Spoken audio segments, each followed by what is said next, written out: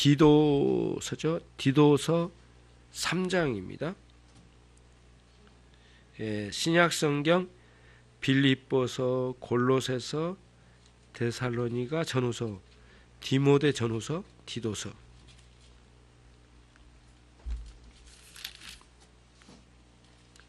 (3장입니다) 3장 5절로 7절까지.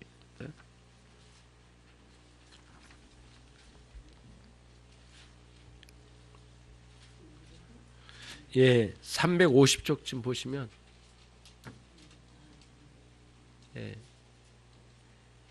찾으셨죠? 디도서 3장 5절로 7절입니다. 같이 읽습니다. 우리를 구원하시되 우리의 행한 바 의로운 행위로 말미암지 아니하고 오직 그의 긍휼하심을 쫓아 중생의 씻음과 성령의 새롭게 하심으로 하셨나니 성령을 우리 구주 예수 그리스도로 말미암아 우리에게 풍성히 부어주사 우리로 저의 은혜를 힘입어 의롭다 하심을 얻어 영생의 소망을 따라 후사가 되게 하려 하심이라. 아멘. 대요리 문답 보시겠습니다. 오늘의 교리 문답. 대요리 문답 제58문. 우리는 어떻게 그리스도께서 얻으신 혜택에 참여할 수 있게 될 것입니까?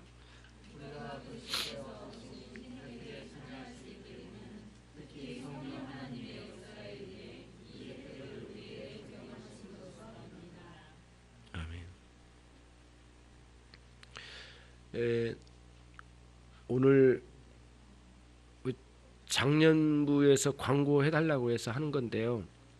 저는 하기 싫은데 하자는 게 아니고 그런 의견이 나왔으니까 존중하는 의미에서 그 야외에 가서 또 상품을 우리가 돈 주고 사다 놓고 하기보다는 우리 각자 집에서 버린 것 말고요. 쓸만한 건데 안 쓰여지는 것, 그거를 이렇게 가지고 오시면 우리가 포장을 해서 또 선물도 나눠주고 어떤 게임도 하고 그렇게 할 모양입니다. 그래서 잘 때 냉장고는 가지고 오지 마시고요. 너무 무거워서 안 되고 냉장고 같은 거 가지고 오면 곤란해요. 예전에도 상품을 너무 큰 거 가지고 와가지고 그거를 현장까지 가지고 갔다 또 가지고 왔는데 상품 그 탄 사람이 너무 커가지고 안 가져가겠대요. 그래가지고 그거를 내가 1년 동안 이리 갔다 놨다 저리 갔다 놨다 아주 고생을 많이 했어요. 그래가지고 야 이건 아니다 어떻게 하지 그러고는 지금도 생각나요. 그래가지고 그때 인수 형제가 있을 텐데 인수 형제가 이거 곤란하네요. 이거 어떻게 하죠? 그래서 내가 인수 형제한테 그랬거든요. 네가 가져갈 수 있겠니? 그랬더니 내가 안 가져가요. 난 안 가져가요. 따뜻하게 선물을 싫어요. 아유 그래가지고 혼났어요. 아무튼 너무 물건 큰 걸 가지고 와가지고 감당이 안 되는 거예요. 적절한 거 이제 가지고 오시면 네 그렇게 해서 나눠서 같이 할 수 있도록 하겠습니다. 다음 주일에 가지고 오셔도 되고요. 당일날 가지고 오신 분들은 카톡으로 확인을 해가지고 이제 우리 집사님들에게 책임 있으신 분들에게 알려주시면 좋겠어요. 자, 그러면은 오늘 이제 58문인데요. 뭐 길지 않습니다. 그 우선은 그 예수님 그러니까 오전에 설교 중에 이런 말씀이 있었거든요. 그러니까 그 하나님의 나라의 모든 요소를 예수님께서 다 가지고 오신 거예요. 예. 근데 이제 대부분 사람들은 이제 우리가 그러잖아요. 그 명절 때도 이렇게 명절을 세기 위해서 장행하는 날이 있어요. 그 아주 시장이 아주 크게 열리거든요. 그러니까 사오는 것도 많고 1년 중에 가장 활발하게 그 시장이 운영이 돼요. 5일장이긴 한데 1년 중에 최고로 많이 활발해요. 그 명절 세는 그 바로 직전에 있는 장. 예, 그래서 이제 명절 세는 장에는 거의 일을 안 하고 사람들이 장에 가셔서 이제 물건을 많이 사오거든요. 그때 엄마 아빠가 들고 온 물건이 뭐냐가 굉장히 이제 우리에겐 관심이 많아요. 이제 그래가지고 다른 때는 뭐 이렇게 마중을 잘 안 나가다가도 그때는 제일 먼저 서로 먼저 앞에 나가가지고 마중 나가고 그래가지고 이제 자녀들에게 사온 몇 가지 선물 중에 형이 좋은 거면 내가 차지하고 내 거가 좋은 거면 빨리 감추고 뭐 이런 게 있었거든요. 관심이 시장에 갔다가 무사히 온 부모님이 아니고 선물이에요, 선물. 그러니까 이게 구원의 은혜에서도 굉장히 비슷해요.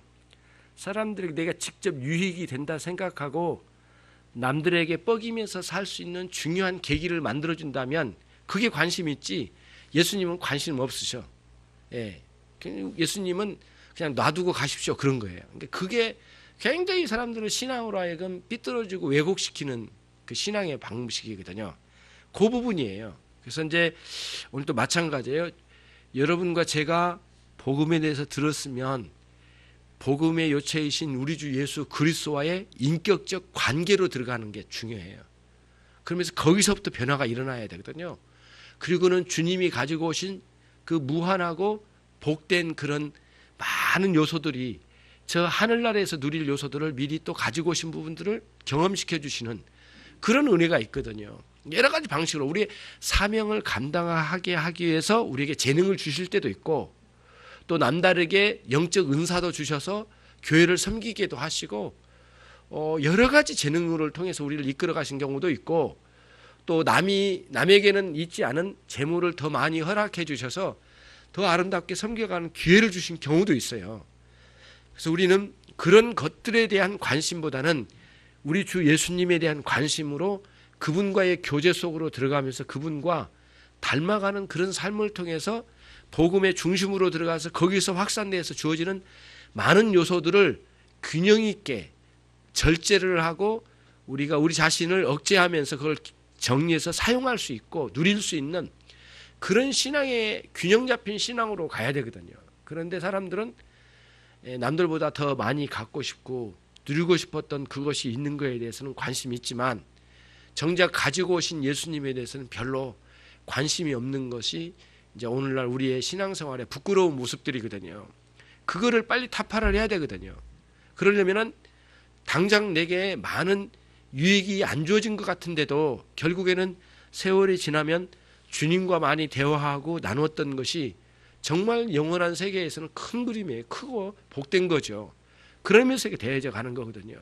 만약에 여러분 주님과 관계가 이루어지지 않고 여러분들의 인격은 항상 거기에 머물러 있어 버리고 자녀들은 늘 반복적으로 보는 게 정말 거기서 거긴 아버지, 변화도 없고 성장도 없고 갈수록 이렇게 뭐랄까요, 어른으로서 품위도 잃어가 버리고, 그리고 자꾸 반복된 잔소리만 있지 신선한 것도 없고 이런 식으로 느껴질 때 자녀들이 본받을 만한 요소가 없을 때 그때 이제 앞서서 신앙생활 열심히 한다고 하는 우리 어머님 권사님, 우리 할머님 권사님이 별로 나에게 영향을 못 줘요.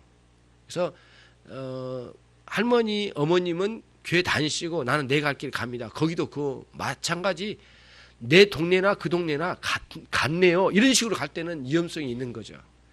결국에는 인격으로 이 신앙이 그리스도를 닮아간 인격으로 아이들에게 영향을 끼쳐줘야 되거든요. 예. 그런데 심지어 아이들 앞에서 거짓말도 할 뿐만 아니라 자녀들에게 거짓말을 시키는 경우도 있어요. 예. 누가 전화하셨냐? 목사님인데 어떻게 할까? 그러면은 없다고 해. 내가 지금 여기 있는 거 아니야? 없다고 해. 그렇게 하면 안 되죠. 그런 경우 그게 엄청나게 영향을 주는 거예요. 예. 예. 또 이제 어머님들이 하는 게 이제 너무 상상을 해가지고 생각이 웃음이 나오는데, 전화할 때 목소리하고 애들한테 말할 때 목소리하고 너무 다르니까 엄마 왜 그래? 이렇게 나올 정도로 막 윽박지다가 뜨르릉 전화가 왔어요. 여보세요 목사님, 이렇게 한단 말이에요. 지금 좀 전에 막 야단친 거예요. 지금 이게 너무 차이가 난 거예요. 막 애들이 막 질색을 한 거예요. 우리 엄마 진짜 이상하다. 그런 거 있잖아요. 예, 똑같아요. 교회에서 이제 집사님 만날 때는 집사님 뭐 한 주간 평안하셨죠? 뭐 일주일 내내 한 번도 쓰지도 않는 용어예요. 한 주간 평안하셨죠? 평안이 있질 않아요. 그거 붙잡고 평안하셨죠? 아우 집사님 한 주간 저는 이렇게 보냈는데요. 사실 아니잖아요. 근데 그럼 보냈는데 이야기해요. 그거 보고 있는 자녀들은 이제 질리는 거죠. 야, 신앙이 깊어진 거는 거짓말을 잘하는 거다. 이렇게 꽂힐 때 문제가 되는 거죠. 이게 심각하게 이제 뭐라 그럴까 상처 주면서 오는 이런 생각이라면 이제 애들이 삐뚤어지기 시작해요. 그래서 그 목회자들의 자녀의 문제, 그다음에 장로님들의 자녀의 문제. 김현미 집사님 주여했습니다.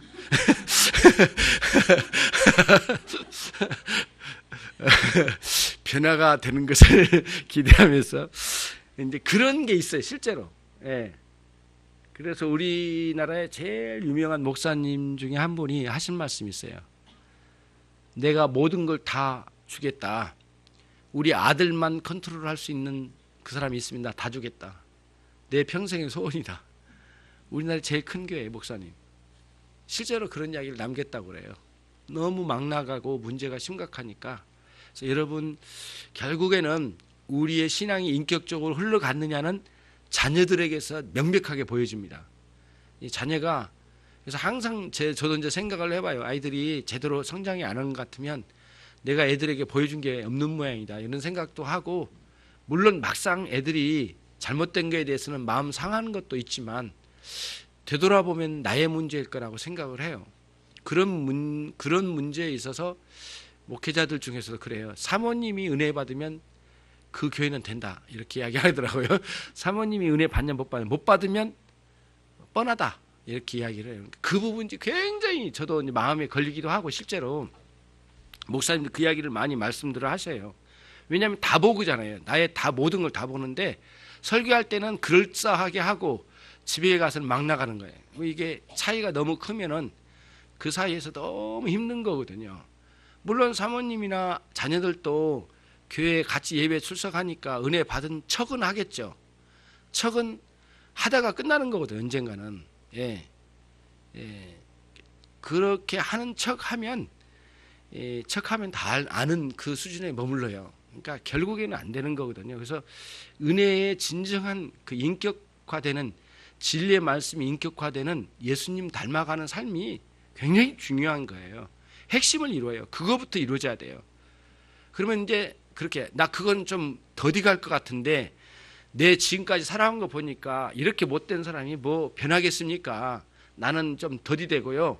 다른 방식으로 난 해볼게요. 그래가지고 애들을 방에다 가둬놓고 복음을 전한다시고 욱박질을 해가지고 너 예수 믿을래 안 믿을래? 안 믿으면 다 멸망해 죽는데 지옥 알아 너? 그러면서 막 그 지옥을 거기서 지어내서 만들어서 설명을 하는 거예요. 막 지옥 알아? 불타는 지옥? 아무리 설명해도 감동 없어요. 속에서 뭐라고 하냐? 당신 마음이 지옥이네. 그렇게 말해요. 틀림없어요. 그러니까 그렇게는 안 되더라고요. 되지도 않고요. 복음을 전하다 보면 눈빛 보면 알아요. 이 사람이 내가 지금 전하는 걸 듣고 있구나. 눈빛 보면 딱 알잖아요. 여러분 다 알 수 있잖아요. 대화하다 보면 내 말을 듣는지 않는지 알거든요. 복음 전하다가 이렇게 빈둥빈둥 하는 데다가 복음 전하지 마세요. 중단해요. 뭐하러 그걸 전해요. 그래서 빈둥빈둥하고 딴소리나 하고 빈정거리고, 심지어는 여집사님들이 전도하면 희롱한 사람도 있어요.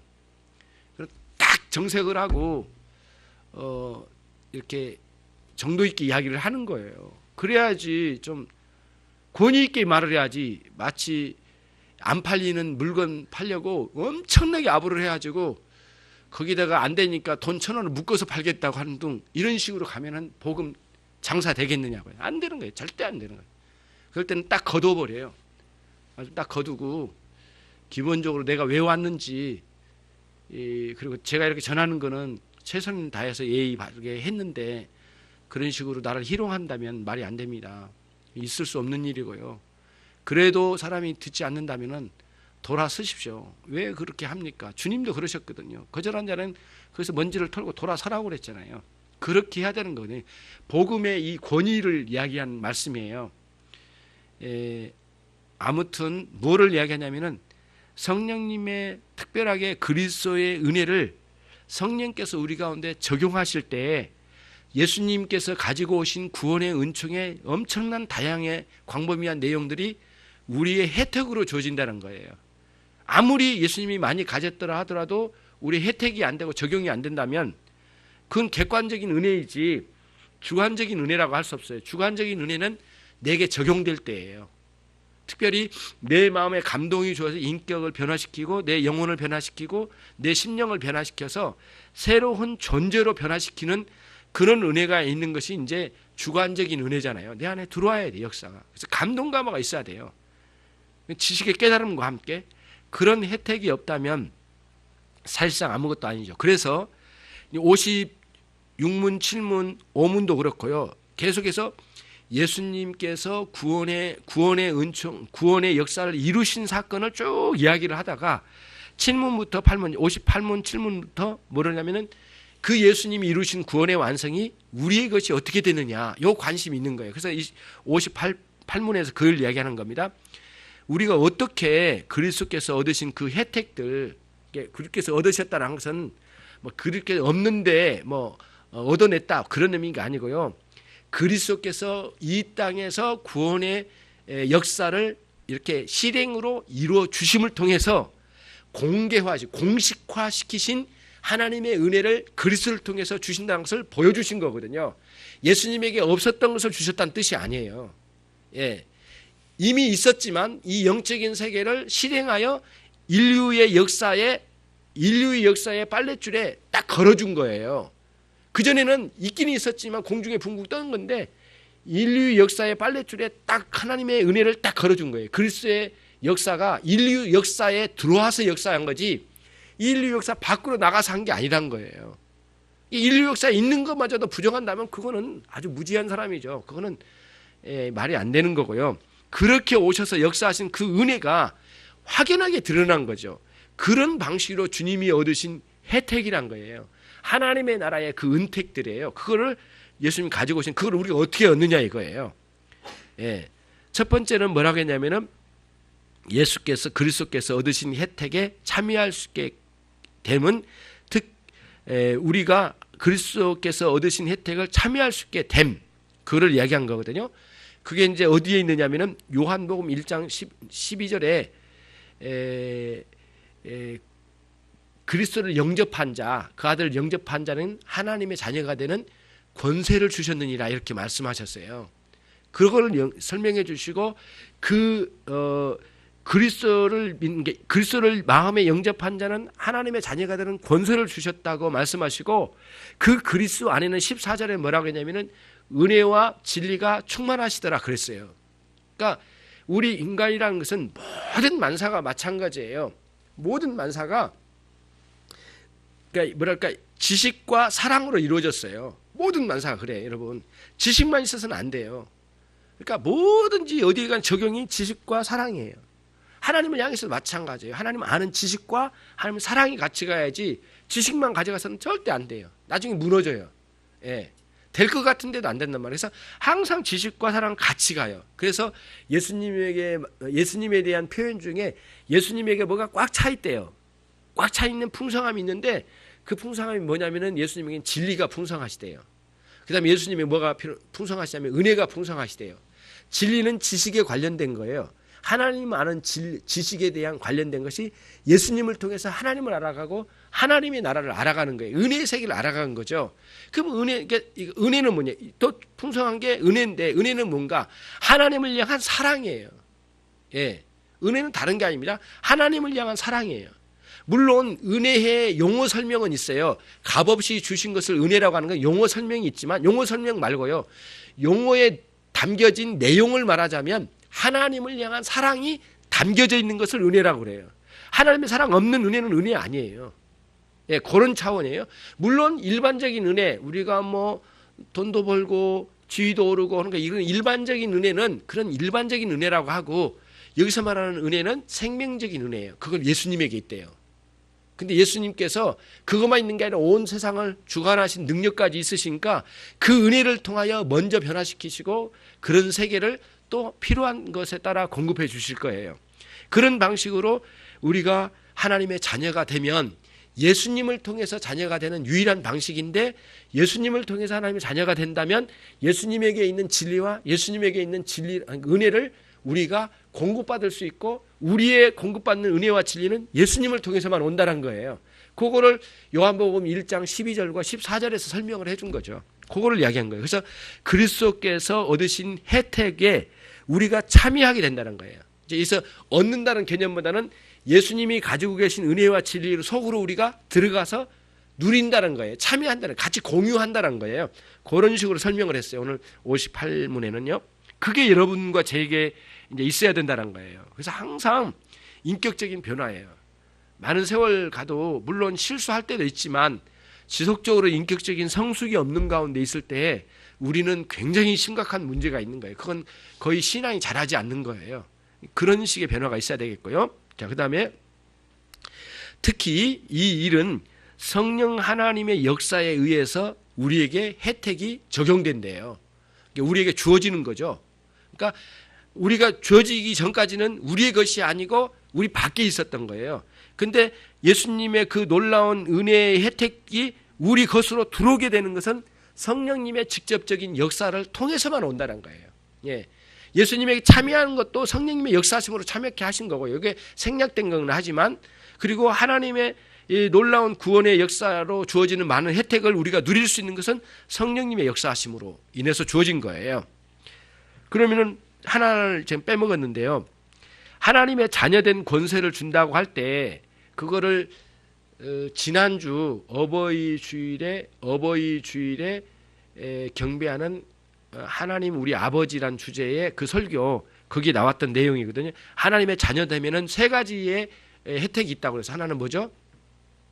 하나님의 자녀가 되면 혜택 세 가지라고 했는데, 뭐 그 나머지도 있겠지만 세 가지로 요약해서, 하나는 하나님을 닮은 것, 그렇죠? 그다음에 두 번째는 징계, 우리가 징계받아야 돼요. 그러니까 이거는 뭐냐면, 닮은 거는 굉장히 긍정적인 표현이죠. 징계는 부정적인 표현이지만 이것도 필요해요. 징계 없는 사람은 사생아예요. 하나님의 자녀가 아니에요. 하나님 자녀이기 때문에 징계예요. 물론 하나님의 자녀가 아닌 사람들에게는 징계가 아니라 하나님의 진노예요. 진노. 하나님의 영원한 진노의 형벌이 형벌. 영원한 형벌이에요. 형벌의 개념 속에 있는 거예요. 하나님의 심판의 개념이에요. 그러니까 우리에게는 심판의 개념보다는 이렇게 징계의 개념은, 징계의 매를 드는 거예요. 하나님 자녀들에게는. 그러니까 하나님 밖에, 예수 그리스도 밖에 있는 사람들에게는 징계가 아니에요. 사생아들인데 그들은 하나님 끝까지 반항하고 있는 사람들이기 때문에 하나님의 심판이에요. 그 심판은 현재적인 심판과 영원한 심판이 연결되어 있어요. 예, 그걸 끊는 것은 오로지 그리스도의 대신 저주받으신 것을 담당함으로, 대신 담당한 사람들에게만 혜택이 주어진 거니까, 결국에는 우리 성도들에게는, 우리에게는 뭔가 잘못된 거에 대해서 하나님 책망하시면 징계로 받는 거죠. 그래서 신자에게는 저주가 없고, 그 저주는 예수님이 받으셨고, 그 다음에 예수님 안에 안 들어온 사람들은 영원한 저주 안에 놓여져 있는 거죠. 그러니까 신자들이 어려움 당한 것은 징계일 뿐이지, 또는 징계도 있고 또 하나가 있습니다. 빠뜨리지 말아야 될 게 하나 뭐냐면은, 징계뿐만 아니라 뭐도 있느냐면은 연단도 있어요. 연단은 특별히 잘못한 것에 대한 매를 든 게 아니고 훈련시키는 개념으로 어려움 속에 두실 때가 있어요. 또 하나가 있는데 뭐냐면은 태도예요. 예, 태도. 삶의 태도 때문에 어려운 상황으로 갈 때가 있어요. 태도를 바꾸면 삶이 바뀔 가능성이 굉장히 많은 분도 있어요. 그 부분은 우리 내 삶에 대해서 어려움의 문제를 구별해낼 수 있어야 돼요. 훈련, 징계, 그 다음에 삶의 태도. 세 가지 중에 하나예요. 신자가 어려움을 당한 세 가지로 구분해서 정리를 해봐야 될 필요가 있어요. 그런데 닮음이 긍정적이죠. 굉장히 복된 거잖아요. 닮음이 가장 중요한 거예요. 하나님의 백성은 먼저 닮아야 돼요. 그리고 실수가 없을 수 없기 때문에 징계받을 때는 감사함으로 받아야 돼요. 세 번째는 뭐냐면은, 하나님의 자녀에게는 상속이 있다고 그랬어요. 상속. 하나님의 나라의 상속이에요. 예수님을 믿으면 예수님이 가지고 오신 모든 하나님의 나라의 선물을 모두 받는 상속이에요. 그 상속자를 다른 말로는 후사라고 이야기했어요. 성경에서는 후사, 상속을 받는 거죠. 그렇게 일어난 거죠. 그런데 이 모든 것이 실제로 우리에게 적용돼서 경험시켜 주시는 위대한 하나님의 역사가 있는데, 그 뭐냐면은 성령님의 역사하심으로 이루어진 거예요. 예, 성령 하나님께서는 우리에게 찾아오셔서 그러한 예수님께서 가지고 계신 그 놀라운 하나님의 나라에 대한 은택, 그 혜택을 우리에게 하나씩 하나씩 주시는, 적용시켜 나가시는 성령님의 역사하심이 있어요. 그거를 우리가 이제 생각을 이제 해야 되거든요. 자, 그러면은 우리가 성령님에 대해서 생각할 때 이런 거예요. 예를 들면은 참 예수님 영접하면 여러분 마음에 성령님이 여러분 내면에 이렇게 뭐라 내주하십니다. 내주하셔요. 예? 처음에 주님을 영접할 때 성령님이 우리 안에 내주하세요. 그래서 주님을 내 마음에 이렇게 영접하면 예수님 당신 자신이 하늘에서 내려오셔서 내 안에 들어오신 게 아니에요. 성령을 보내셔서 예수님이 우리 안에 계심을 확증시켜 준 거예요. 그러면은 우리 안에서는 예수님을 향한 사랑으로 반응이 되고 예수님의 사랑이 경험되어져요. 이게 믿어지고요. 그리고 역동적으로 평안을 누리기도 하고 얼마나 기쁜지 몰라요. 어려운 상황에서 인내하게 되고요. 기쁠 때에 절제가 되고요. 이런 힘이 우리 안에 주어지면서 삶의 균형을 이루어가요. 예수님 우리 안에 들어오실 때 이런 방식이에요. 그러면서 예수님 우리 안에 들어오셔서 역사하신다는 것은 예수님이 하늘 보좌 위에 계신 분이 내려오셔가지고 우리 들어오신다는 말이 아니에요. 그래 있을 수 없는 일이에요. 그렇게는 안 하세요. 어떻게 해요? 요한일서 3장, 아까도 말씀드린 요한일서 3장 아까 24절 전후에 있다고 말씀드렸어요. 성령님이 우리 안에 오셔서 역사하심으로 그분이 우리 안에 계심을 확증하여 주셨느니라. 여기에 해당되는 거예요. 그런 식으로 역사하신 거예요. 그래서 성령님이 우리 안에 오신 거예요. 또 하나 오해하지 말아야 될 게 또 하나 있어요. 성령님이 우리 안에 오신다고 내주하신다고 하는 것은 두 가지 면에서 생각 안 하면 혼돈에 빠져요. 성령님은 이 시간에 여기서도 역사하시지만 저쪽에 있는 교회에서도 역사하실 수 있고 미국에 있는 교회에서 역사하실 수 있으신 분이거든요. 성령님은 어디에서나 동일하게 역사하실 수 있는 분이에요. 그러면 성령님은 여기도 계시고 저기도 계시고 혼돈에 빠진, 그게 아니에요. 하나님의 이 존재는 이 시간과 뭐예요? 시간과 공간을 초월하여 존재하시는 충만적 방식으로 존재하시기 때문에 그분의 성령님의 역사하심은 이 장소나 시간을 초월하여 역사하시기 때문에 장소와 시간을 제한받지 않으시는 매우 독특한 방식으로 존재하시는 성령님이세요. 그렇기 때문에 이렇게 이제 생각하신 거예요. 성령님이 오늘 여기에 계셔서 예수님의 은택을 우리에게 허락해 주셔서 경험시키기도 하신단 말이에요. 그러면 제일 먼저 우리에게 그거를 느끼는 것은 어디냐면 우리 마음의 영혼이에요. 마음과 영혼. 마음은 영혼의 활동사항이라고 말씀드렸어요. 마음은 영혼의 기능사항이라고 했어요. 그 기능사항에 성령님이 역사하심을 경험한 거예요. 이렇게. 그럼 이제 문제는 뭐냐면은 성령님이 우리 안에 내주하신다고 하는 것을 한쪽만 생각하면 또 이게 왜곡된 생각으로 갈 가능성이 있어요. 성령님이, 그 놀라운 성령님이 내 안에, 나란 존재 안에 갇혀 계시는 하나님으로 인식하면 안 돼요. 성령님은. 그런 성령님이 아니에요. 성령님이 어디나 계시면서도 나라고 하는 김준성이라고 한 존재에 갇혀 계신 분은 아니면서도 초월적으로 계신 거예요. 우주 만물에 어디나 계시는 우리 성령님이세요. 그 성령님이 초월적으로 존재하시면서도 내재적으로도 역사하실 수 있는 두 가지의 역사를 가지고 계신다는, 성령님이. 그래서 초월적으로 역사하시면서도 내 영혼 깊은 곳까지 어루만져 주신 거예요. 여러분 한번 생각을 해봐요. 우리의 영혼을 어루만져 줄 수 있는 존재가 어디에 있는가? 생각을 해볼 때 아내, 남편, 아무리 행복하게 한다고 해도 내 영혼 저 밑바닥에 있는 부분까지 어루만져 주고 위로가 돼준 건 없어요. 이 세상에. 단 하나도 없어요. 어떤 것도 없어요. 예. 심지어는 마귀도 우리의 영혼 깊은 것까지 완전히 들어가가지고 거기까지 이렇게 만질 수 있는 존재는 못 돼요. 아무리 마귀가 사람에게 귀신이 들었다 하더라도요, 그렇게 할 수가 없어요. 하나님 그렇게 허락해 주잖아요. 오로지 우리 성령님, 우리 하나님 성령님만 진정으로 우리 자신을 밑바닥까지 어루만져서 변화시켜 주셔요. 그러니까 성령님으로 인해서 변화된 사람은 진정한 변화가 있는 거예요. 예. 마귀로 인해서 사람이 변할 때는 귀신적이 이 다중이 인격이 돼가지고 사람 미쳐버리죠. 그거는 변화시킨 게 아니라 혼란만 야기시킨 거지 사람을 근본적으로 그 존재를 변화시킨 건 아니잖아요. 성령님만 우리를 근본적으로 변화시켜요. 내 영혼과 마음 그리고 내 존재 전체를 전체 사상과 삶의 목적, 가치관, 세계관 모든 걸 뜯어 고치는 거예요. 누가요? 성령님만 하세요. 성령님만 능력이 있으신 거예요. 왜냐하면 그 삼일체 하나님은 우리를 창조하셨기 때문에 원래 만드신 그분이 AS도 하실 수 있는 거예요. 제대로. 그런 개념으로 딱 뚫어야 돼. 그러면은 없어요. 이제 방향이 없어요. 내 영혼을 진정으로 변화시킬 수 있는 것은 심리학자도 아니에요. 병원의 의사도 아니에요. 누구도 아니에요. 성령님의 역사하심이에요. 그래서 성령님은 단독적으로 역사하시지 한 적은 한 번도 없어요. 항상 예수님의 말씀을 가지고 역사하셔요. 그리고 말씀이 육신이 되어 오신 예수님의 놀라운 구원의 역사를 우리 상황에 우리 안에 드러넣어 주셔서 깨닫게 하고 의지적으로 믿게 하고 믿어진 것을 감동되게 하고 감동되면서 회개하게 하고 예수님 의지하게 하는 방식으로 근본적인 변화를 일으키면서 이렇게 역사하신 거예요. 성령님이. 그러니까 초월적인 성령님에 대해서 생각하나 그 다음에 내재적으로 역사하실 수 있는 깊은 의미의 광대한 면에서 하나님 성령님, 그 다음에 매우 깊고 깊은 곳까지 역사하시는 성령님, 이렇게까지 두 방향으로 생각하면 딱 맞아요. 성령님의 역사하심이 이렇게 일어난 거예요. 이게 가장 건강한 방식이에요. 예. 그러면서 초월적이고 내재적인 성령님의 역사하심에 대해서 딱 우리가 정리하면 아, 이런 방식으로 역사하신구나. 여기 들어가 봅시다. 디모데전서 아까 3장 5절로 7절까지 이거를 쭉 정리하고 끝낼게요. 우리를 구원하시되 우리의 행한 바 의로운 행위로 말미암지 않고, 이게 뭐죠? 예, 행위 구원론이에요. 그렇죠?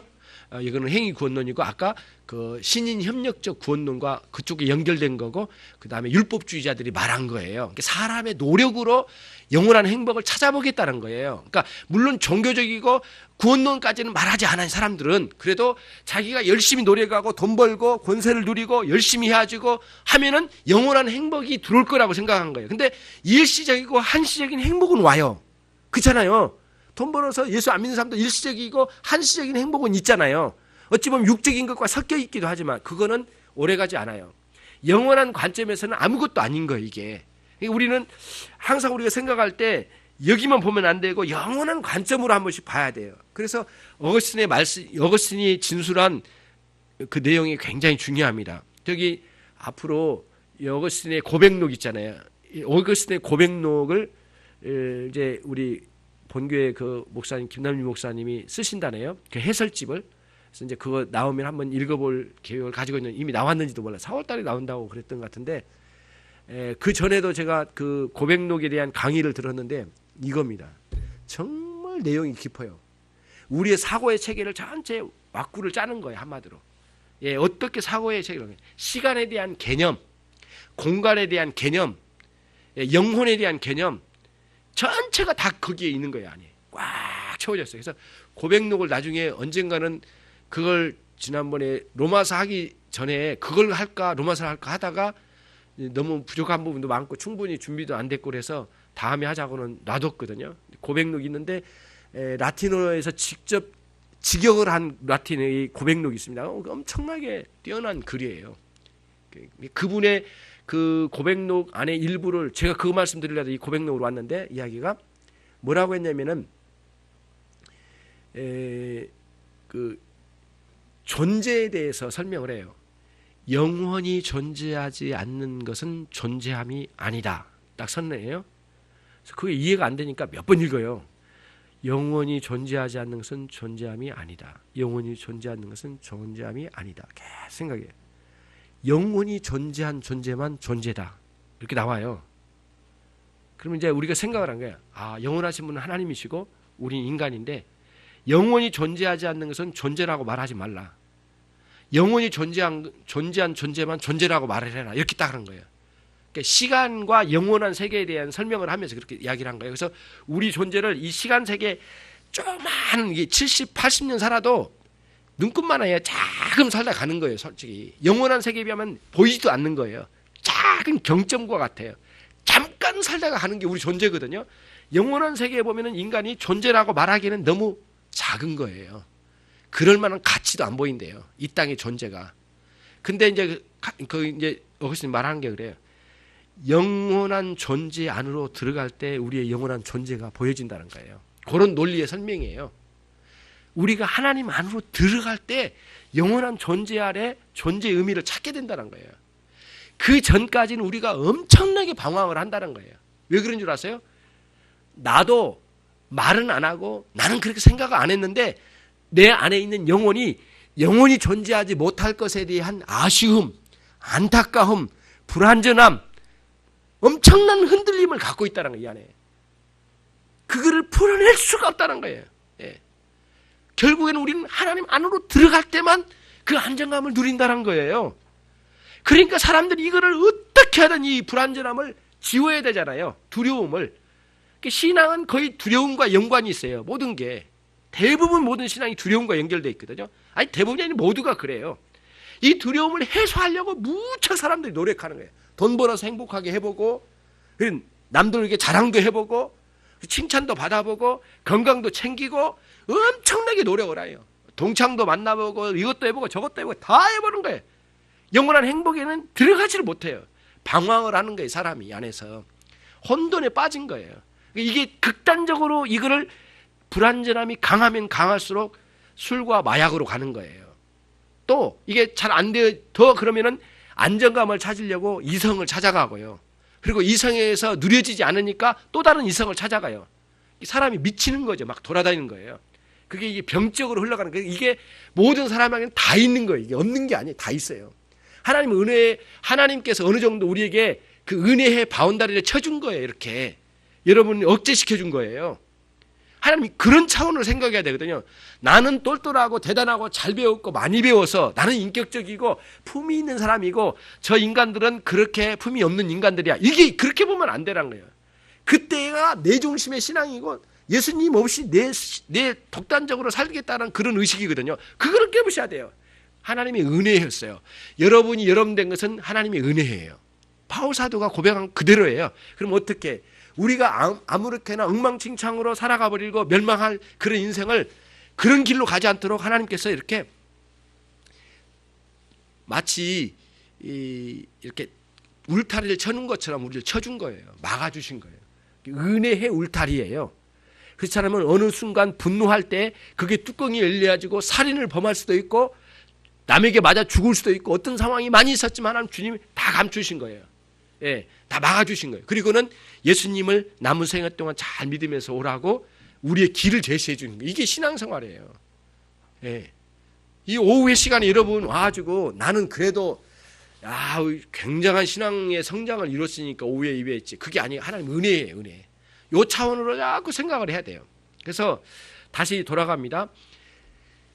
영원히 존재하지 않는 것은 존재함이 아니다.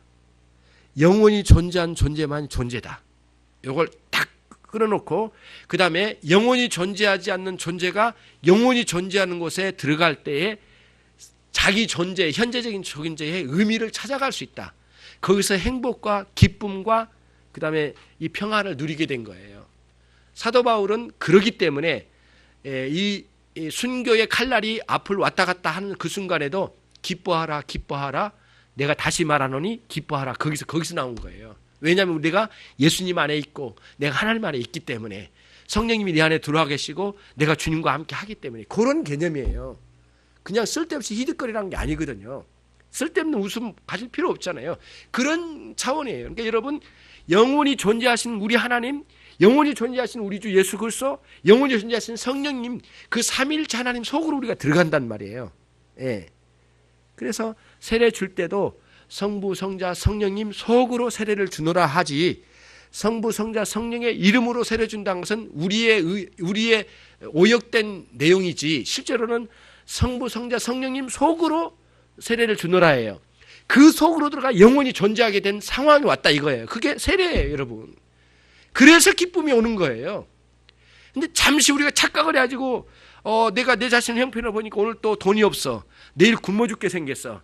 내가 뭐 학교도 못 갈 것 같고 아무것도 안 되고 이 건강 이 정도까지 망가졌으니 나는 앞으로 장래 희망이 없어. 상황을 보니까 불안해. 예, 상황이 불안하잖아요. 그 불안한 상황으로 올 때 기도라는 거예요. 하나님 찾고. 그리고 영원히 완전하신 우리 하나님 안으로 들어가는 거예요. 기도 속에서. 그리고 그분의 손길을 손으로 잡을 수 있는 느낌으로까지 나가는 그 기도의 생활이 있어요. 물론 이렇게 환상으로 오거나 그런 거 아니더라도 이렇게 기도하면 우리 안에 막 활활 타오르는 하나님을 의지하는 마음이 확 일어나는 거예요. 엄청나게 감격이에요. 이 감격을 어떻게 다 표현을 못 하잖아요. 기도 속에서 그거를 경험하셔야 돼요, 여러분이.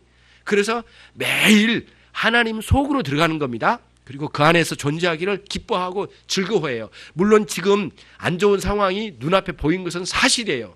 그리고 그걸 인내하면서 하나님 안에서의 은혜를 누리면서 이걸 인내하면서 기다리면서 오래 참으면서 모든 것을 견디면서 그리스도의 사랑을 맛보면서 가는 거예요. 그때의 훈련도 되어지고 그게 기다려지고 나중에는 또 새로운 곳으로 우리를 이끌어 가시는 과정이 있는 거예요. 이런 식으로 정리가 돼야 되거든요. 신앙생활이. 성령님이 그냥 성령님의 역사하심을 한쪽으로만 치우치면 안 돼요. 그 은사주의자들처럼 영적 은사, 어떤 그 특별한 어떤 영적 은사 하나에 굉장히 목을 메고 그게 전부인 것처럼 말하면 아주 웃기는 거예요. 예, 예. 그러니까 집안에 그 뭐랄까 신발 하나 가지고 이게 전 재산이라고 말하면은 다른 재산이 그 사람에게 너 왜 나를 모욕해? 이렇게 말할 거예요. 똑같은 거예요. 은사 하나 가지고 전부를 말하려고 하면은 예수님의 그 엄청난 은혜의 혜택들에 대한 모욕이에요, 모욕. 그러지 않겠습니까? 예. 선물 놔두고 가세요, 아버지. 아버지 이제 됐습니다. 선물이면 만족합니다. 아버지 됐습니다. 저 바쁩니다. 쉬었다 가셔요. 그러고 나가봐요. 그거 모욕이지 아니겠어요? 내가 왜 선물을 가지고 왔는가? 예. 부모님이 여러분을 향해서 치가 떨리면 안 되잖아요. 그런 자식도 세상에 많이 있잖아요. 그러기 참 이게 우리 신앙생활의 구도를 잘 잡고 그 질서를 따라서 정확한 맥락을 가지고 신앙생활로 들어가야 되는 점. 그런 맥락이에요. 디도스 3장 5절 6절 또다시 들어왔네. 구원, 그러니까 여기서 첫 번째는 구원의 행위 구원론을 배제시킨 거예요. 첫 번째. 그 다음에 오직 하나님의 긍휼에서 난다고 그랬어요. 그렇죠?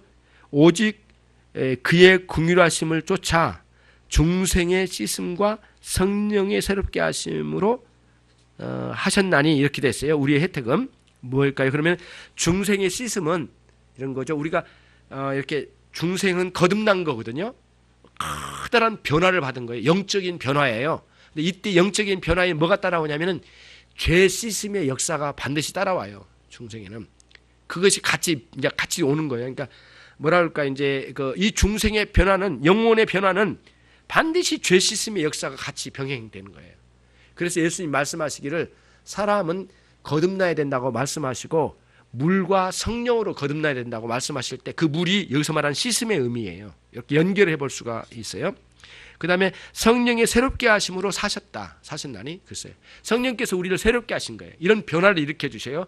전반적인 부분에 인격과 삶과 사람과의 관계까지, 그 다음에 인간의 우리의 꿈까지, 우리의 비전, 그리고 우리가 가지고 있는 계획까지, 심지어는 우리가 세상을 보는 그 세상의 이게 세계관까지, 그 다음에 어떤 이것도 있고 저것도 있는데 이 가치의 그 균등함을 이루기도 하고 가치의 우아래가 있잖아요. 뭐가 가치로운가 더 똑같은 게 있는데 이게 더 가치로운가 이게 가치 있는가 이렇게 가치의 경중을 따질 수 있는 질서가 주어져요. 이게 가치관이 세워진 거죠. 예.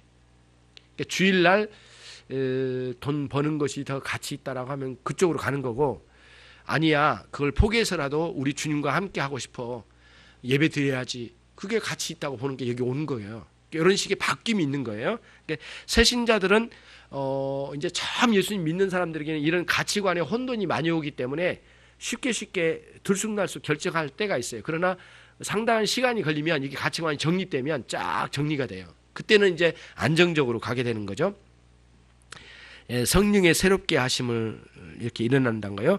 그리고 성령을 그리스도로 말미암아 풍성히 주신 것을 우리에게 주신 거예요.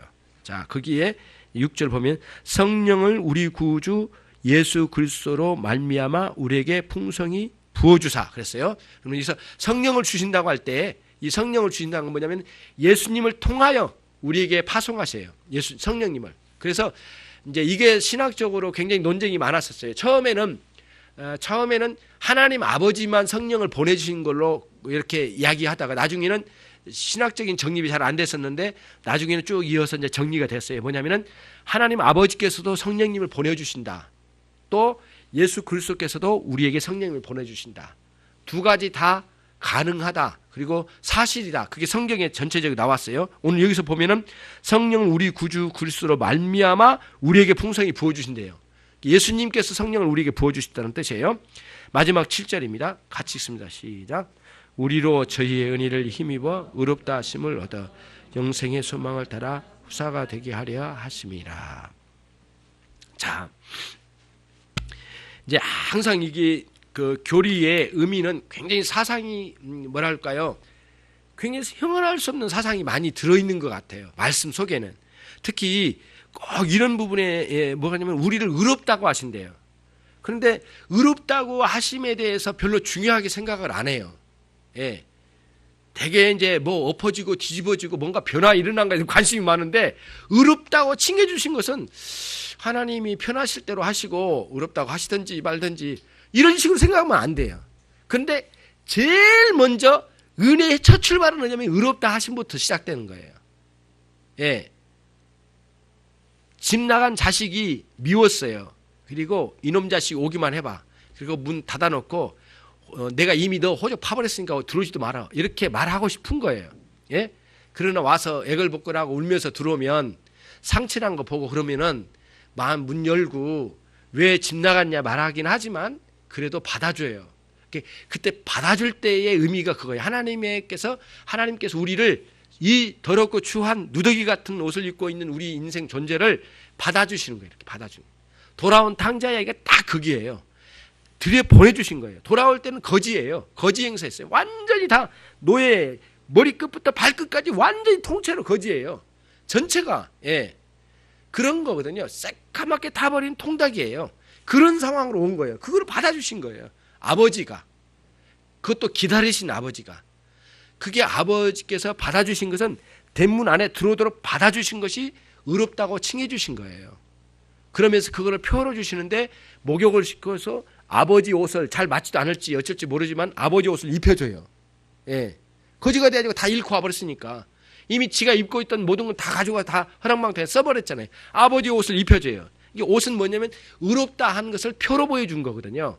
옷은 그렇거든요. 신분을 보여주는 거고 그런 차원에서 의롭다고 해주셨어요. 그리고 우리로 하여금 영생의 소망을 따라 그러니까 영원한 영생의 놀라운 역사를 통해서 여기서도 영생을 누리지만 영원한 하나님의 나라에 대한 소망까지 가지고 있어요. 그러면서 하나님의 나라의 후사로 여기에 살게 해주신 거예요. 후사는 뭐라겠죠? 상속자. 하나님의 나라의 상속자. 그리스도를 영접할 때 이 모든 것이 다 딸려오는 거예요. 그리고 그 그리스도를 영접하도록 역사하신 분은 성령님이시고요. 이런 식으로 우리 안에 들어온 거예요. 그런 차원에서 우리는 어떻게 그리스도께서 얻으신 혜택에 참여할 수 있을까? 오늘 그거를 우리가 같이 생각하게 됐습니다. 얼마나 감사한지 몰라요. 그래서 복음은 성령님의 이와 같은 역사까지도 언급을 하는 거예요. 아까 오전에는 그리스도를 중심으로만 설명을 드렸지만 복음은 여기까지도 설명하는 거죠. 기도하겠습니다. 이 시간 들은 말씀이 있는데 하나님 우리에게도 그런 은혜가 날마다 새롭게 주어지게 해 주옵소서. 우리 한 주간 동안도 이 말씀에서 큰 은혜로 살게 해 주옵소서. 같이 함께 기도하시겠습니다.